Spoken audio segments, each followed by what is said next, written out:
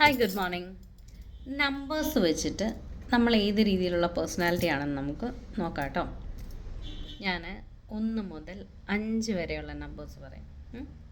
അപ്പോൾ നിങ്ങളുടെ മനസ്സിലോട്ട് പെട്ടെന്ന് ഏത് നമ്പറാണ് വരുന്നതെന്ന് വെച്ചാൽ അതായിരിക്കാം നമ്മുടെ ഒരു ചെറിയ രീതിയിലുള്ള പേഴ്സണാലിറ്റി. ഓക്കെ, അപ്പോൾ 1, 2, 3, 4, 5. ഇപ്പം നിങ്ങൾ ഓരോരുത്തരുടെയും മനസ്സിൽ ഏതെങ്കിലുമൊക്കെ നമ്പേഴ്സ് വന്നിട്ടുണ്ടാവും.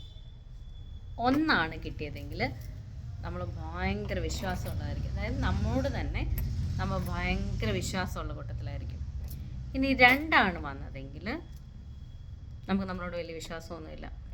ഞാനത് ചെയ്താൽ ശരിയാകുമോ, എന്നെക്കൊണ്ട് അതൊന്നും ശരിയാവത്തില്ല, ഇനി ഞാനത് ചെയ്താലും അതെങ്ങനെയൊക്കെ ആയി തീരുമെന്ന് തന്നെ എനിക്കറിയില്ല. 2ാമത്തെ ആൾക്കാർ. ഇനി 3ാമത്തെ ആൾക്കാരെന്ന് വെച്ചാൽ മൂന്നാമത്തെ ആൾക്കാരെന്ന് വെച്ചാൽ നമ്മുടെ മനസ്സിലിപ്പോൾ 3 തോന്നിയതെങ്കിൽ ഞാനിതൊക്കെ ചെയ്തു കഴിഞ്ഞാൽ ഇനി മറ്റുള്ളവരെന്ത് വിചാരിക്കും, അതായത് വോട്ട് അതേഴ്സ് തിങ്ക്, മറ്റുള്ളവരെന്ത് വിചാരിക്കും എന്ന തോന്നലുള്ള മനുഷ്യരാണ് ഈ 3ാമത്തെ സംഖ്യ ആലോചിച്ചത്. ഇനി 4ാമത്തെ നമ്പർ നമ്മുടെ മനസ്സിൽ കിട്ടിയല്ലോ. എൻ്റെ ദൈവമേ, ഇങ്ങനെയൊക്കെ അങ്ങ് പോയാൽ മതി, നാളെ ഇങ്ങനെ തന്നെ അങ്ങ് പോയാൽ മതിയായിരുന്നു, അല്ലെ ഫ്യൂച്ചറിൽ ഇങ്ങനെ തന്നെ ഒരു കുഴപ്പമില്ലാതെ അങ്ങ് പോയാൽ മതിയായിരുന്നു എന്ന ചിന്തയുള്ളവരാണ് 4ാമത്തെ നമ്പർ ആലോചിച്ചവർ. ഇനി 5ാമത്തെ നമ്പർ എന്ന് പറഞ്ഞു കഴിഞ്ഞാൽ അവർ ഭയങ്കര വിശ്വാസമുള്ള കൂട്ടത്തിലാണ്. എന്ത് പ്രശ്നം വന്നാലും ഞാൻ നേടിയെടുക്കും എന്നൊരു തോട്ട് ഇവരുടെ മനസ്സിലുണ്ടായിരിക്കും.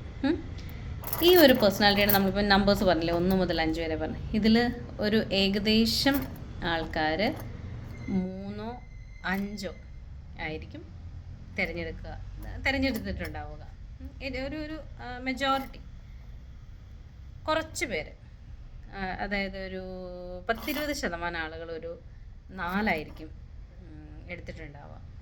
അപ്പോൾ നമ്മൾ വിചാരിക്കും, ഈ നമ്പേഴ്സൊക്കെ വെച്ചിട്ട് ഇനിയും ഇങ്ങനെയൊക്കെ തന്നെ ആയിരിക്കുമോ പേഴ്സണാലിറ്റി എന്ന്. ഒരിക്കലുമല്ല കേട്ടോ. ഇത് നമ്മുടെ ഒരു രീതി, അല്ലെ, നമ്മൾ ആലോചിച്ച സമയത്ത് നമുക്ക് കിട്ടിയൊരു രീതിയാണ്. നമ്മൾ ശ്രമിച്ചു കഴിഞ്ഞാൽ നേടിയെടുക്കാൻ പറ്റാത്തതായിട്ട് ഈ ലോകത്തൊന്നുമില്ല. നമ്മൾ ശ്രമിക്കാത്തത് കൊണ്ട് മാത്രമാണ് ശരിക്കും നമുക്ക് കിട്ടാത്തത്. എന്തും വന്നോട്ടെ, നമുക്കങ്ങ് ചെയ്തേക്കാം, അല്ലെങ്കിൽ ഞാനത് നേടിയെടുക്കും എന്നൊരു തോട്ടായിരിക്കണം എപ്പോഴും നമ്മുടെ മനസ്സിലുണ്ടായിരിക്കേണ്ടത്. Have a great day ahead from Ajni's Motivational Close. Thank you.